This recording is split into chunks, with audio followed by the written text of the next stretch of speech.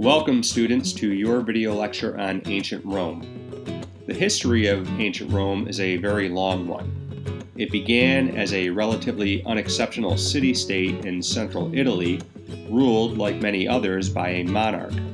It then transformed itself into a powerful republic, in which the people ruled themselves. And then Rome grew into a huge empire that eventually encompassed over 3 million square miles and ruled 60 to 80 million people throughout the Mediterranean world. First, a little geographic and historical context about Rome. One of the keys to Rome's success was due to its central location. Rome began as a city-state in the middle of the Italian peninsula along the Tiber River. Its central location helped it take control of the entire peninsula eventually. The Italian peninsula is likewise located in the middle of the Mediterranean Sea. It basically divides the Mediterranean in half, which eventually allowed the Roman Empire to take control of all of it.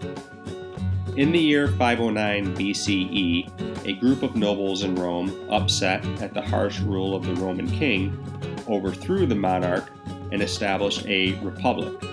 We'll talk more about the structure of the Roman Republican government in a few minutes, but right now you should understand that in a republic, the people govern and not just one monarch.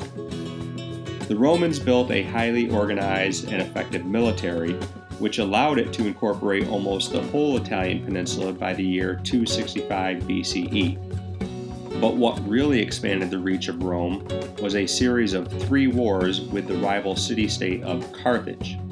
The Punic Wars, as they were known, lasted from 264 to 146 BCE. In the first war, the Roman navy defeated the Carthaginian navy to take control of the islands of Sicily, Sardinia, and Corsica. During the Second Punic War, a Carthaginian general named Hannibal, no, not that Hannibal, marched his army, which included 50,000 soldiers, 9,000 cavalry, and 60 war elephants, across the Alps and into Italy. Hannibal defeated the Romans in a number of battles and threatened to invade the city of Rome itself. In the end, though, a Roman general named Scipio sailed to attack the city of Carthage and force Hannibal back home. Scipio defeated him in 202 BCE. During the Third Punic War, the Roman army destroyed Carthage and sold 50,000 of its inhabitants into slavery. Although the Punic Wars were costly, by 146 BCE, Rome was the unrivaled power in the Mediterranean world. Soon after, Roman generals conquered several Greek city-states and incorporated them into the empire also. The structure of Roman society and government is important for you to know. Not only will it be on the test, but the Roman Republican government influenced later Republican governments, including our own. Roman society was divided into 2 main categories. The patricians were Rome's elite. They had most of the political and economic power, even though they were a much smaller percentage of the population. The majority of Roman citizens, however, belonged to the plebeian class. The patricians dominated Roman government, but over time the plebeians demanded and were able to win more rights, mostly because they would refuse to serve in the army. This chart illustrates the basic structure of the Republican government. At the top were the 2 consuls. The consuls were elected for 1-year terms and held executive powers. But the real power was in the Senate. The Senate had legislative or law-making powers, and they could veto the decisions of the consuls. At first, only patricians could serve in the Senate, but eventually plebeians were also able to elect tribunes to represent them. Tribunes also had veto power.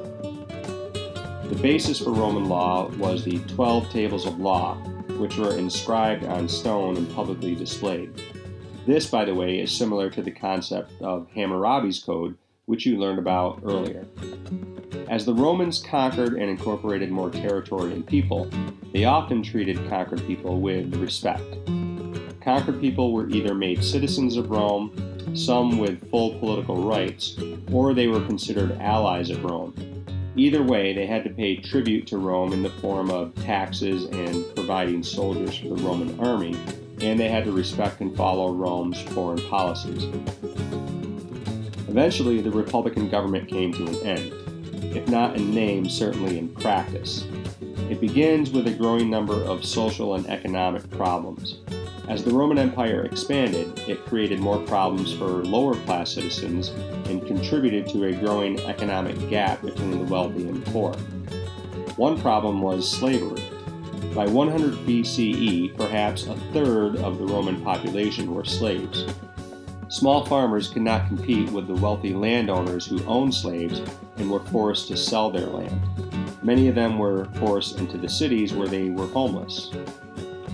Some politicians tried to address the problems, and this led to a series of civil wars. Several Roman military commanders were able to build private armies by recruiting soldiers with promises of riches. These soldiers were loyal to their commanders and not to the Republic. One of these generals was Julius Caesar.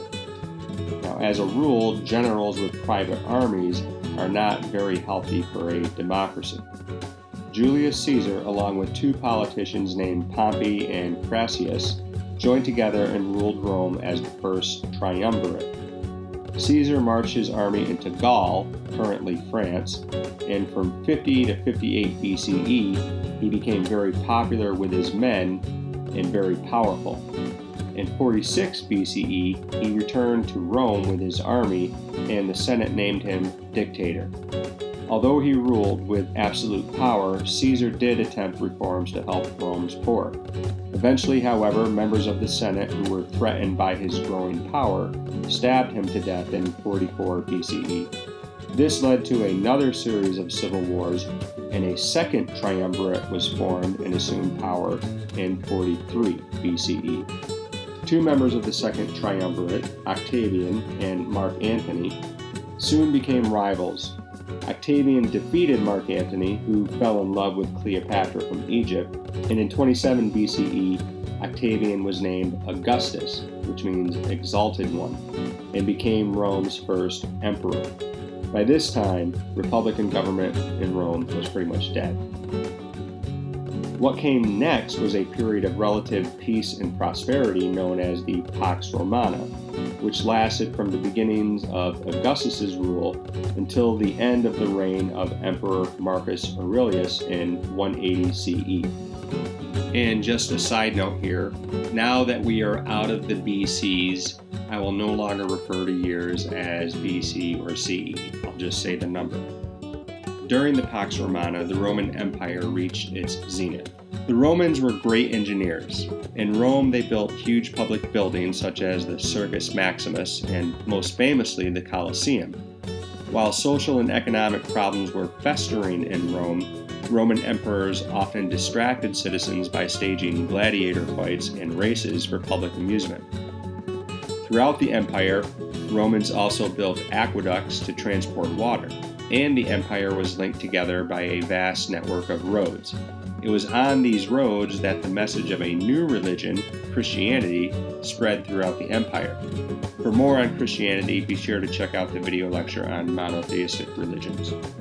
All good things come to an end, and so did the Roman Empire, at least the western half of it. What brought about the end of the Roman Empire and when exactly it occurred continues to be a subject that is much debated by historians. I'll try to summarize some of the main points here. One thing that many historians agree on is that the empire simply got too big to manage effectively. As mentioned earlier, at its height, the Roman Empire stretched over 3 million square miles and contained up to 80 million people, most of whom weren't even Roman. Economic and environmental problems contributed as well. Desperate for new sources of revenue, Roman officials raised taxes and minted new money, which only led to inflation. Over time, soil was overworked and became less fertile, leading to smaller harvests, and on top of that, years of warfare had destroyed a lot of farmland.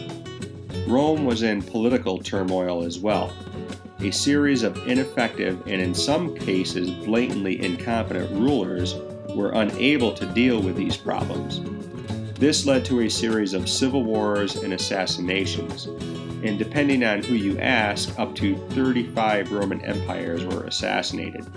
In general, Roman people lost faith in their government.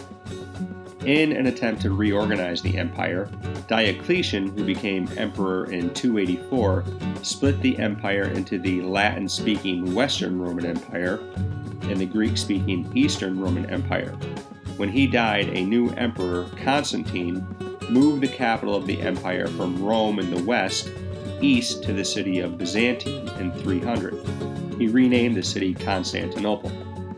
A series of Germanic invaders from northern Europe continued to harass the western half of the empire until the last Western Roman emperor, who was 14 years old by the way, finally was ousted as Germanic tribes invaded.